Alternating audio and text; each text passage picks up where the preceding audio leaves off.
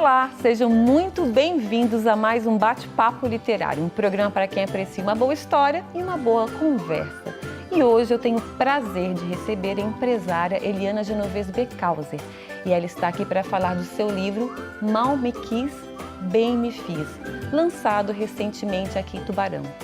E no livro a Eliana conta como a depressão se instalou sorrateiramente em seu corpo e mente e a levou ao fundo do poço. E como ela deu a volta por cima, deixando de viver uma vida de negação e submissão para conquistar a liberdade de ser genuinamente quem é.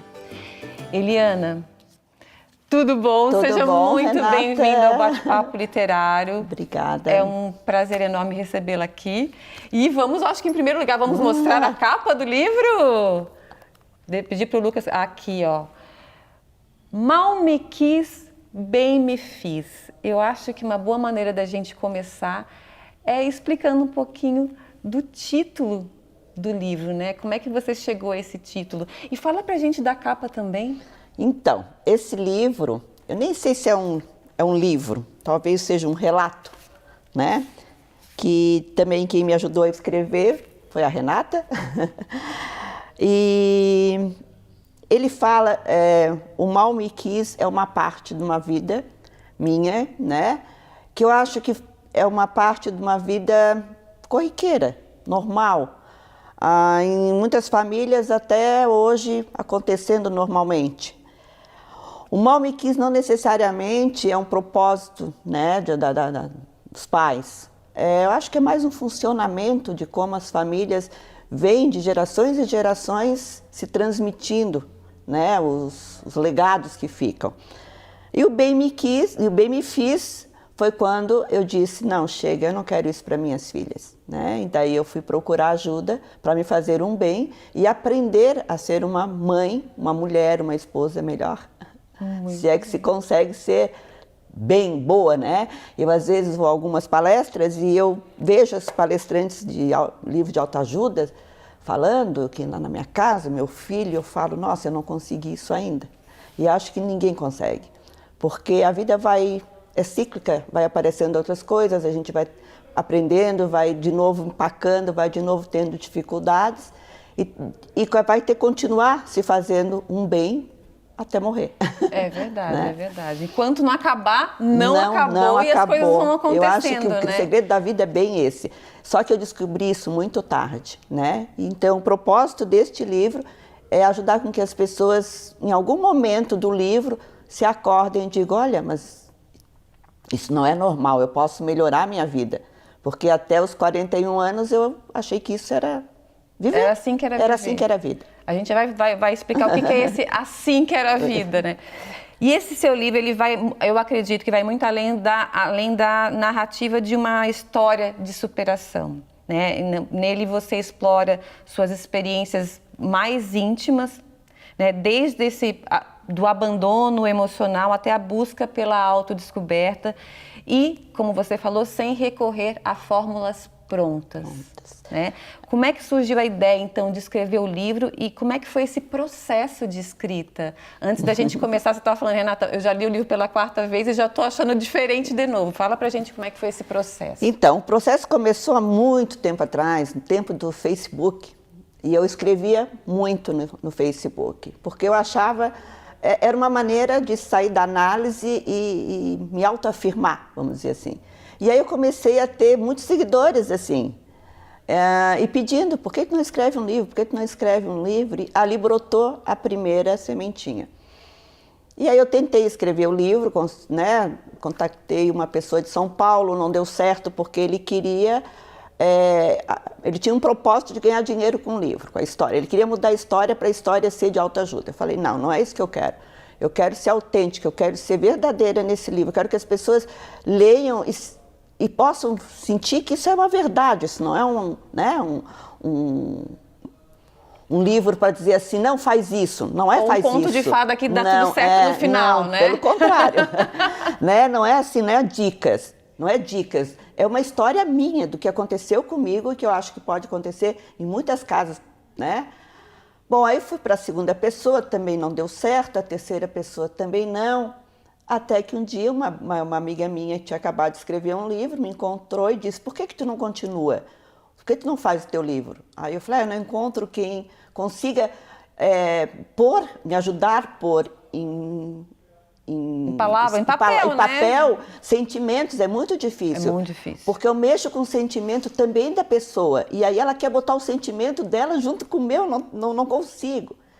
E aí ela me deu a melhor dica, por isso que o livro está aqui, está existindo, que foi te procurar. Né? Legal. Eu te procurei. Agradeço. E foi um desafio para mim, um desafio para ti. Para mim também. Né?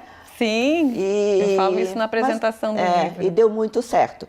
Hoje, no começo, eu tinha esse foco, né? Deixar com que as pessoas conheçam a minha vida, não porque ela é diferente dos outros, pelo contrário, para ver como é normal ter esses tipos de funcionamento dentro das famílias e por que acontecem as doenças.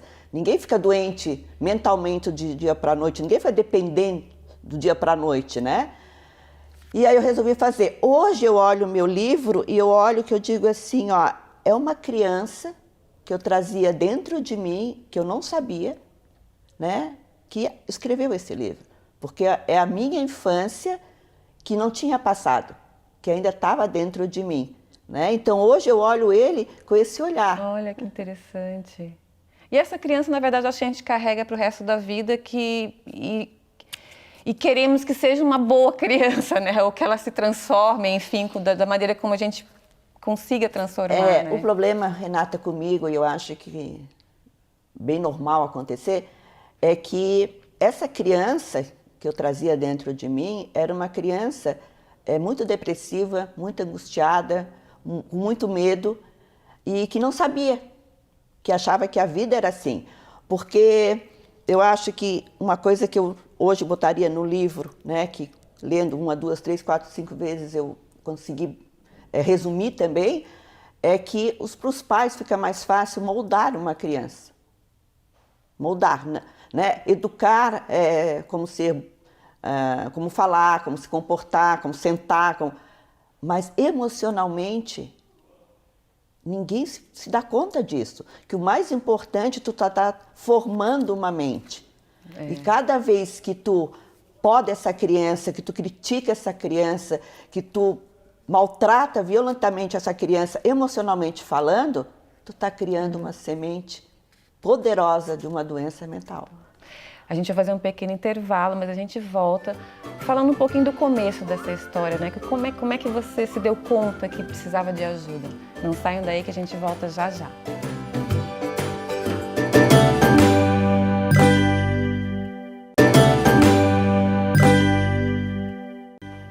Olá, estamos de volta e no bate-papo literário de hoje eu tenho o prazer de receber a empresária Eliana Genovese Beckhauser.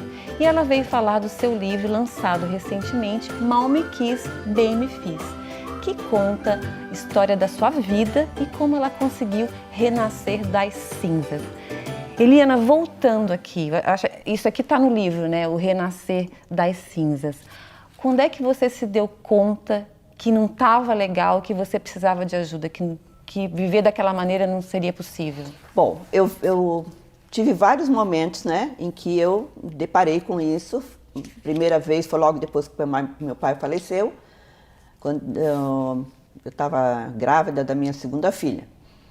Mas tudo era muito rápido, tudo era muito assim, era por causa da falta do pai, era por isso, era por aquilo. Mas eu nunca tinha me aprofundado para ver o que realmente era. E aí, quando eu tinha 41 anos, eu fui para um spa em Porto Alegre, em Gramado, e lá eu encontrei uma pessoa que foi fundamental para a minha mudança, que foi a Luísa Helena Trajano, né, que vem a ser a diretora da Magazine Luiza, e a gente se tornou muito amigas. E lá ficava uma semana de um tratamento lá, né, saudável, e juntavam psicologia, juntavam tudo. E eu e a Luísa ficamos muito próximas, assim, foi sei lá, uma conexão assim, rápida. Uhum. E eu não sei por que eles deixaram meu marido entrar no meio do processo, sabe? Tinha que entrar no domingo e sair no domingo. Ele entrou na quarta, não me lembro por quê. E aí a Luísa deram um quarto especial para nós e que na frente por coincidência, era o quarto da Luísa. E quando ela abriu a porta, ela nos viu, eu apresentei o Clóvis, e aí ela disse: ai, Clóvis, não vou perder essa oportunidade, eu quero falar com a Eliana, não consigo. Eu estava com uma outra pessoa da família neste lugar, e eu não consegui, e agora vai ser a hora. E aí ela me chamou e me disse: escuta, por que tu não vai fazer um tratamento de ser feliz? E aí ela começou a falar um monte de coisa para mim, assim, que, meu Deus, 3 dias, como é que tu viu tudo isso? Eu chorava igual uma criança. E aí eu disse: isso não vai ser em vão. Aí ela falou em análise, eu cheguei em Tubarão, tive a sorte de ter em Tubarão um analista na época, porque 20 e poucos anos atrás não tinha, né? Ele estava terminando a formação dele e eu fui, e daí descobri que era um vizinho nosso, né, quando eu era da minha infância. Aquilo tudo foi meio tumultuado para mim, mas ele tirou de letra e eu comecei o tratamento e saí das cinzas, né? Eu não sei, Renata, assim, quando eu digo sair das cinzas, não é literalmente como prometem as pessoas, né? Ah, vai ficar sã pro resto da vida, saiu das cinzas. É que hoje eu consigo dar nome às cinzas, né? Então, de vez em quando volta qualquer sintoma, qualquer coisa que me leva a uma angústia, eu sei o porquê, eu defino o porquê e isso passa.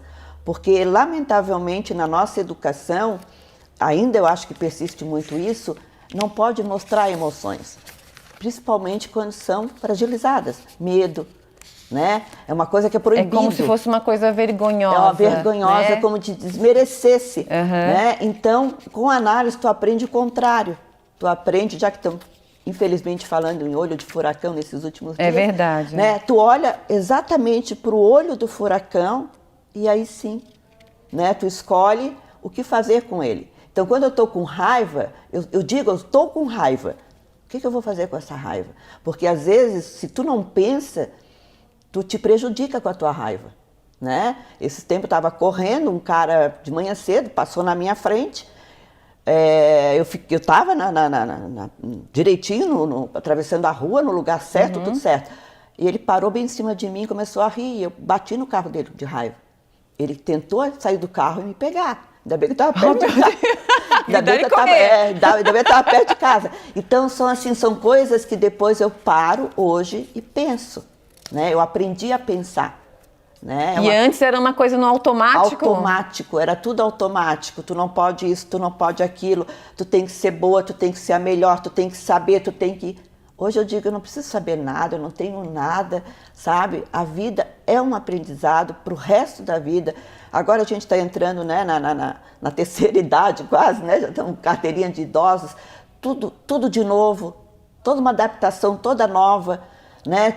Cada um é cada um a diferença. Não, e os filhos vão crescendo e vêm os netos, são outras fases, né? Outros desafios mesmo. Né? Outra coisa que eu achei muito legal e que eu falo bastante no livro é a aceitação da diferença, né? Uma mãe, ela não pode ser a mesma mãe para cada filho, porque cada filho é diferente um do outro. Então, de um jeito que tu fala com o outro... E vem numa fase diferente da sua vida também. Sim, né? Também, uma outra fase, né? Então, assim, ser mãe é uma responsabilidade gigante, né? Que se a gente parar para pensar mesmo, o mais importante, ele está sendo deixado de lado. É quem eu estou formando, que mente, né? Eu estou com as quatro netos, os 3 maiorzinhos, e eles são muito grudados comigo, mas não é porque eu sou do bala, do isso, daquilo. Eu sinto que é porque eles confiam em mim. A avó olha nos olhos e vê uma criança. Eu não vejo um adultozinho. Quando eu estou cansada, eu digo, vovó, agora não vai brincar, porque eu estou cansada. Sabe? Eu não brigo com ele que quer brincar comigo. Entende? Então, assim, eu acho que essa essência eu trouxe no livro que deu errado comigo, né? Eu sou de uma família grande, eu tenho 7 irmãos, então eu acho que com os outros não aconteceu o que aconteceu comigo, ou aconteceu, mas eles tratam diferente, lidam diferente, né? Intensidades diferentes. Acho que no fim todo mundo, sobrou para todo mundo, mas para mim essa foi a história do meu pai e da minha mãe, que não foi a melhor história, não era a história que eu queria contar, né? Mas é a minha história. Então o que eu fiz? Resolvi abrir a minha história, Agora todo mundo vai saber, né, que criança que eu fui, como é que eu me senti criança, mas o propósito eu acho muito importante, que é o conhecimento. Porque quantos divãs foram abandonados, imagina, escritos depois, né, tornados livros. Sim. Por esse medo, medo de se encontrar, medo de ver o que realmente acontecia. E de encontrar a sua verdade, genuinamente, né? Nós vamos fazer mais um pequeno intervalo e na volta, é claro, a gente vai continuar falando sobre essas questões de infância e como é que a gente pode mudar isso para as próximas gerações, né? Não saiam daí que a gente volta já já.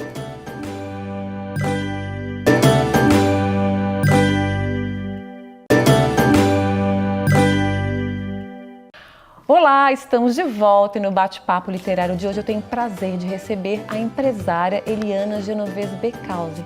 E ela veio falar do seu livro recém-lançado, Mal Me Quis, Bem Me Fiz, que conta a sua história de vida e como ela conseguiu renascer das cinzas. Mas, para abrir o terceiro bloco, nós temos uma valiosa dica de leitura da querida Sunshine, apresentadora do quadro Um Instante na Estante. Vejam só.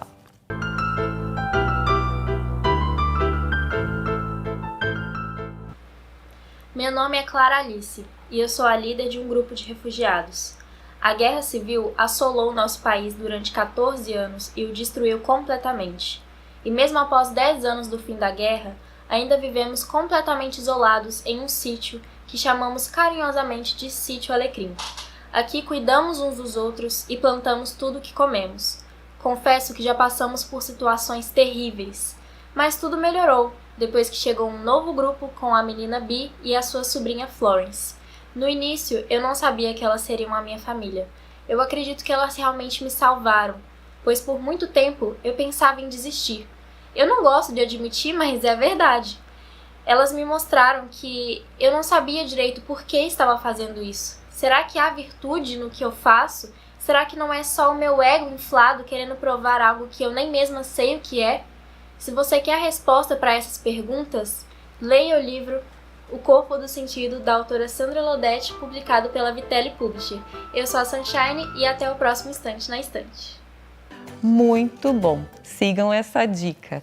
Vamos voltar então, Eliana, a gente falou sobre o título, mas a gente não falou sobre a capa. Eu gostaria que você falasse um pouquinho pra gente da capa do livro. Então, a capa é o propósito do livro, né? A capa, quando eu comecei a fazer o tratamento, que eu fui buscar ajuda, eu pensava nas minhas filhas, eu dizia, as minhas filhas merecem um mundo diferente do meu. Só que elas já tinham passado um tempo com aquela mãe, né? Aquela mãe falida, vamos dizer assim. Então elas buscam hoje, né? A nossa relação é muito boa, é muito legal, mas elas trazem dentro delas um tempo em que não tinham o que tem hoje. Agora os nossos netos não, né? Então, como eu te falei ainda há pouco, né? Aqui são, só para explicar, são as gêmeas. São as gêmeas, são né? as gêmeas.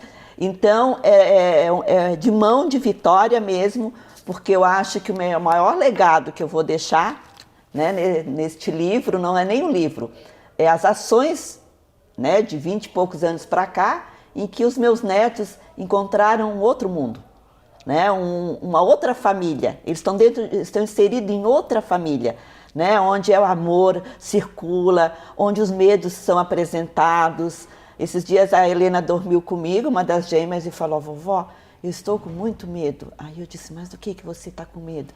E aí nós começamos a falar sobre o medo. Foi quando eu vi, ela não respondia, dormiu, né? Eu morria de medo quando eu era pequena e eu não podia falar no medo, porque imagina, não ter medo. Medo do quê? Né? É óbvio que ela também estava com medo de fantasias, mas eu expliquei para ela que aquilo só estava na cabecinha dela e que ela podia dormir tranquila, que a vovó estava cuidando dela, e ela dormiu. Então, assim, essas explicações, esse olhar para a criança, e não pensar como um adulto, pensar como uma criança, é o meu propósito de contar toda a minha história. Uma curiosidade, a sua família já leu o livro? As suas filhas, marido, não sei, e qual a reação? Logo que chegou esse livro, né, que é a sementinha, né, era para mim dizer se estava tudo certo, de aprovar o livro, eu deixei em cima do criado mudo. Quando eu cheguei, o Clóvis estava lendo. E não tinha lido, ele não conhecia, quer dizer, ele conhece a ninguém história, mas ele não conhece- conhecia o livro, não tinha lido o livro ainda. Uma das coisas mais interessantes, fica a dica até, é escrever um livro, ou páginas, não precisa um livro, páginas, e deixar os filhos lerem. Minhas filhas me conhecem hoje, elas não me conheciam. Foi muito linda a experiência que eu tive com as 3. Sabe? Uma dizer, mãe, ainda bem que tu não desistiu de nós. A outra, nossa, mãe, agora dá para entender muitas Que não das tuas se entendia atitudes, muitas antes. coisas das tuas atitudes. Sabe? Então, é um conhecimento que eu vi assim, ó, necessário dos filhos terem pela mãe, principalmente pela mãe. Sabe? Uma verdade doída, crua, mas nua, mais importante. Mais verdade. Mais verdade, sabe? E aí o Clóvis, nesse dia, disse, deixa eu levar esse livro que eu quero ler. Eu disse, mas tu vai trabalhar, eu quero ler esse livro. Ele leu em um dia. O Clóvis nunca leu um livro, ele lê muito jornal, ele é uma pessoa que não Sim. devora jornal, mas...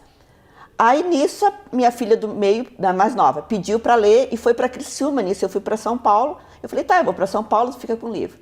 Aí a minha filha mais velha, lá em Criciúma, estava na casa dela, pegou o livro e disse... Era 3 horas da manhã, eu recebi o WhatsApp dela. Eu levei um susto com aquele clarão do... Sim. Ela disse, mãe, eu não consegui parar de ler. Nós estávamos programados para ir a um jantar, eu desisti de tudo, o Felipe ficou bravo comigo, eu não consegui largar o livro. Ela disse, obrigada, assim, ó, por ter tanta dica, tanta gente vai se beneficiar. Eu te conhecer, é um privilégio nós 3 te conhecer a fundo desse jeito. Então, aí depois foi a Heloísa, que demorou um pouquinho mais para morar longe. Mas foi aí que eu disse, realmente, eu acho... Porque eu tinha uma preocupação desse livro, Renata, tu lembra quando a gente fazia juntas, né? Que esse livro não fosse assim um desabafo, uma crítica aos meus pais, mas que ele passasse uma história que foi para mim. Como ficou para Eliana as atitudes dos pais. Porque isso é o que importa, né? Eu não vou mudar o passado.